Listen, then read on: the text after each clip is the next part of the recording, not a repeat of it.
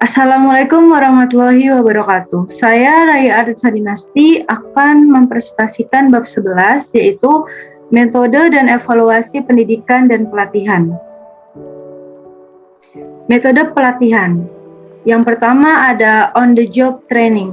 Merupakan pelatihan yang dilakukan di tempat kerja di mana seorang mempelajari pekerjaan dengan melaksanakannya secara aktual dalam pekerjaan, dan pada dasarnya setiap karyawan memperoleh pelatihan di tempat kerja pada waktu mereka memasuki perusahaan. Keunggulan dari on the job training yaitu yang pertama, pegawai melakukan pekerjaan yang sebenarnya, bukan pekerjaan yang disimulasikan. Yang kedua, pegawai mendapatkan perintah dari pegawai senior expert yang sudah melakukan pekerjaan secara baik. Yang ketiga, training dikerjakan dalam lingkungan kerja yang sebenarnya. Pada keadaan normal, tiada memerlukan sarana training spesial. Yang keempat, memiliki sifat tidak resmi, murah, dan gampang direncanakan. Yang kelima, bisa membuat jalinan kerjasama langsung di antara pegawai dan pelatih. Yang terakhir, training benar-benar berkaitan dengan pekerjaan dan menolong berikan motivasi performa tinggi. Kelemahan dari on the job training, yang pertama, motivasi pelatih kurang untuk melatih, hingga training jadi kurang serius. Yang kedua, pelatih bisa melakukan pekerjaannya secara baik, tetapi kurang mempunyai kekuatan melatih seseorang agar melakukan pekerjaan secara baik. Yang ketiga, pelatih kurang atau tidak mempunyai waktu untuk melatih dan meniadakan komponen penting dalam proses training. Yang terakhir, pegawai yang tidak terbiasa secara baik kemungkinan mempunyai imbas negatif pada pekerjaan dan organisasional. Bentuk on the job training yaitu program magang adalah pelatihan yang menggabungkan teori dan praktik serta banyak digunakan pada usaha manufaktur, perdagangan maupun teknikal yang perlu pelatihan jangka panjang untuk membuat tenaga profesional.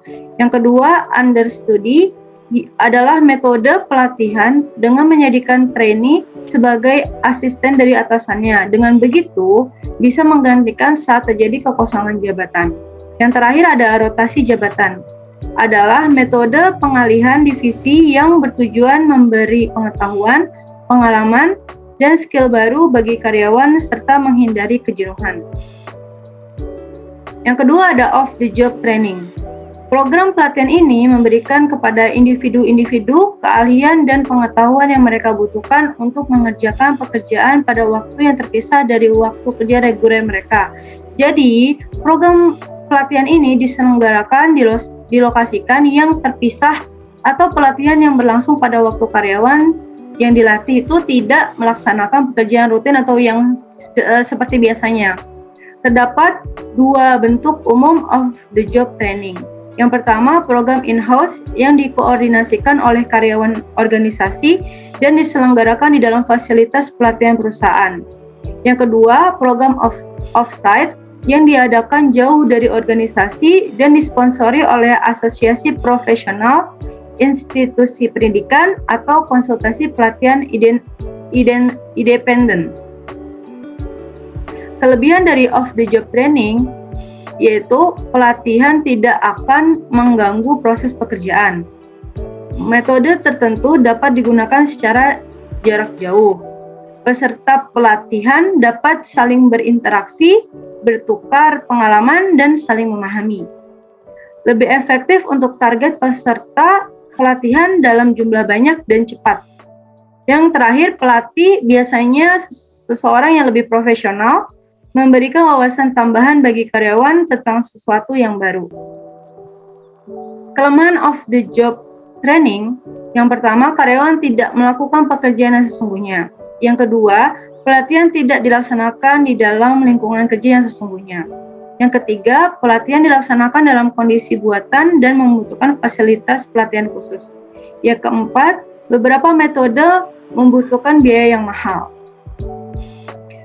Berikut bentuk of the job training. Yang pertama ada stimulasi, studi kasus, role playing, business games, pembelajaran aksi, latihan laboratorium, program-program pengembangan eksekutif, kuliah, program instruktur, self-study, analisis transaksional, presentasi video, dan konferensi. Manfaat pelatihan yang pertama meningkatkan pengetahuan pada karyawan atas budaya dan para pesaing luar. Yang kedua, membantu para karyawan yang mempunyai keahlian untuk bekerja dengan teknologi baru. Yang ketiga, membantu para karyawan untuk memahami bagaimana bekerja secara efektif dalam tim untuk menghasilkan jasa dan produk yang berkualitas. Yang keempat, memastikan bahwa budaya perusahaan menekankan pada inovasi, kreativitas, dan pembelajaran. Yang kelima, menjamin keselamatan dengan memberikan cara-cara baru bagi para karyawan untuk memberikan kontribusi bagi perusahaan pada saat pekerjaan dan kepentingan mereka berubah atau pada saat keahlian mereka menjadi absolut. Yang keenam, mempersiapkan para karyawan untuk dapat menerima dan bekerja secara lebih efektif sesama lainnya, terutama dengan kaum minoritas dan para wanita. Evaluasi program pelatihan yang pertama, mengetahui kekuatan dan kelemahan program pelatihan dan pengembangan, termasuk menentukan apakah programnya sesuai dengan tujuan pembelajaran, kualitas lingkungan belajar, dan apakah penerapan pengembangan yang telah dilaksanakan benar-benar terjadi dalam pekerjaan. Yang kedua, menilai apakah isi, organisasi, dan administrasi program memberikan kontribusi dalam pembelajaran dan konten dalam pengembangan SDM digunakan dalam pekerjaan. Yang ketiga, mengetahui bagaimana program pengembangan ini menguntungkan atau merugikan bagi peserta. Yang keempat, mendapatkan data pemasaran dengan bertanya pada partisipan apakah mereka akan merekomendasikan program tersebut atau bagaimana tingkat kepuasan mereka terhadap program tersebut. Yang kelima, menentukan keuntungan finansial dan biaya program. Yang keenam, membandingkan biaya dan keuntungan program pengembangan SDM yang berbeda untuk memilih program yang terbaik. Tingkat evaluasi pelatihan yaitu yang pertama ada reaksi yang merupakan kriteria yang umum dalam mengevaluasi sebuah pelatihan.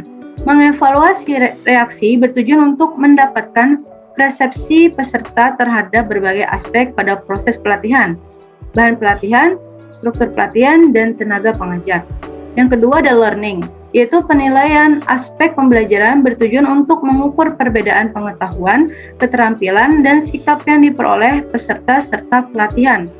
Aspek ini juga menilai pengetahuan yang didapat oleh peserta.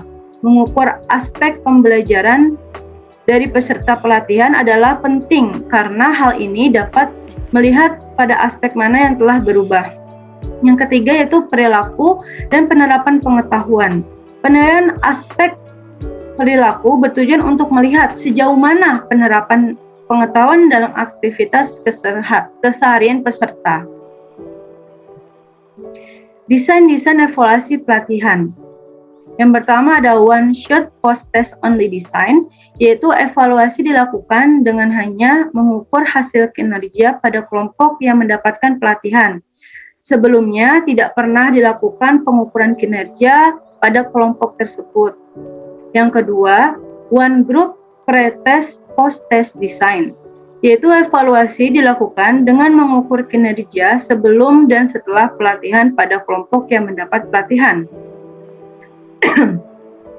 Yang ketiga, post-test only control group design, yaitu evaluasi dilakukan dengan hanya mengukur kinerja setelah pelatihan pada kelompok yang mendapatkan pelatihan dan kelompok yang tidak mendapatkan pelatihan. Yang terakhir, pre-test post-test control group design, yaitu evaluasi kinerja dilakukan dengan mengukur kinerja sebelum dan setelah pelatihan pada kelompok yang mendapatkan pelatihan dan kelompok yang tidak mendapatkan pelatihan. Yang selanjutnya ada teori belajar. Operant conditioning theory. B.F. Skinner sebagai tokoh teori belajar operant conditioning berpendapat bahwa belajar menghasilkan perubahan perilaku yang dapat diamati, sedangkan perilaku dan belajar diubah oleh kondisi lingkungan. Stimuli atau tanda dan syarat bertindak sebagai pemancing respon, sedangkan konsekuensi tanggapan dapat bersifat positif atau negatif. Namun keduanya memperkukuh atau memperkuat. Skinner menyebutkan bahwa banyak respon yang tidak hanya dipancing stimuli, tetapi dapat dikondisikan pada stimuli lain. Respon ini adalah kategori perilaku pertama, disebut respondent behavior.